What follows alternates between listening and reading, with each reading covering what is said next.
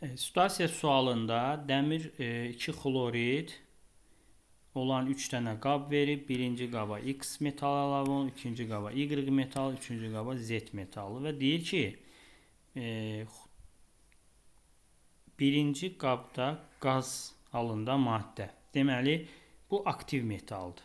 Yəni burada da aşağıda metalları verib, hansı metallardan istifadə edəcək. Birinci qabda qaz halında maddə və çöküntü əmələ gəlir. İkinci qabda dəyişiklik baş vermir deyir. Üçüncü qabda isə metal olan kütləsi artır. Yəni bu demək, buradakı metallara baxanda qaz alınan burada kalsiyumdur. Yəni X-imiz kalsiyumdur. Sonra ikinci qabda dəyişiklik baş vermirsə, ikinci misdir. Çünki mis dəmirdən reduksiya edici zəifdir. Dəmiri çıxara bilmir. Dəmirdən zəif metaldır.